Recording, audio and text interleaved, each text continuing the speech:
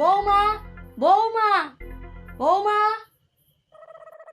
এই তো মা, আপনার চা। এ কি বৌমা, তোমার কি কখনো আকেল জ্ঞান গম্যি হবে নি? হ্যাঁ, কটা বাজে এখনো যে চা দেওনি? খিদের জ্বালায় কি আমরা মরবো নাকি? এখানে ঠাকুরের মতন দাঁড়িয়ে না থেকে চাটা ওখানে রেখে আর যাও গিয়ে ছোট বৌমাকে দেখো, গিয়ে কফি দাও। সে আবার চা খায় না, কফি খায়। মম দেখুন না, আমার ওই ভিখারি মেয়ের মানে দিদি ভাই আমার সকাল 10টা বাজে এখনো ঘুমটা আমার ভাঙিয়ে দিয়েছে।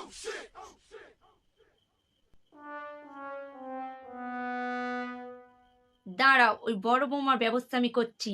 বড় বৌমা, বড় বৌমা। হ্যাঁ মা, ডাকছিলেন? বৌমা, তোমার কি কখনো জ্ঞান বুদ্ধি হবে না এখনো? হ্যাঁ, বেলা 10টা এখনো বাজেনি, তুমি এক্ষুনি ওর ঘুমটা ভাঙিয়ে দিলে। কিন্তু মা, ও তো ঘুমের ঘরে বিছানা থেকে পড়ে যাচ্ছিল, তাই তুলে দিতে গিয়ে ওর ঘুমটা ভেঙে গেছে। ছোট বৌমার কথা তোমাকে আর ভাবতে হবে না, তার জন্য আমি আছি। তোমার মতো আর ভিকিরির বাড়ি মেয়ে নয় তো। হুম, ঠিক আছে, যাও এখান থেকে। ভিকিরির মেয়ে একটা। ভিখারি বাড়ির মেয়ে হই আবার আমার গায়ে হাত দেয়া? আমি বাড়ির একমাত্র মেয়ে, আমার ঘুম ভাঙানো দেখ কেমন লাগে এবার।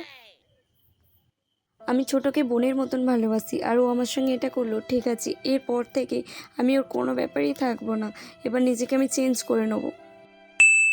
এই যে মহারানী, এখানে যে বসে আছে ছোট বৌমার কপিটা ঘরে কখন দেবে শুনি?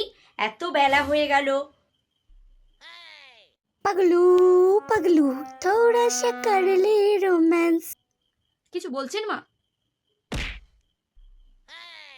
ছোট বৌমার কপিটা এখনো পাঠাওনি কেন? এই ব্যাপার, ও আচ্ছা। তো আমি কেন করব? আপনিই তো বললেন আপনি সবটা দেখবেন। আপনি কথাটা বললেন আমার যত্ন থেকে। শুধু ছোটর খাবার না, আমার খাবারটাও আপনিই করবেন। আর যদি না করেন, আমি থানায় গিয়ে আপনার নামে কমপ্লেন লেখাবো যে আপনি আমাকে অত্যাচার করেন। বুঝেছেন?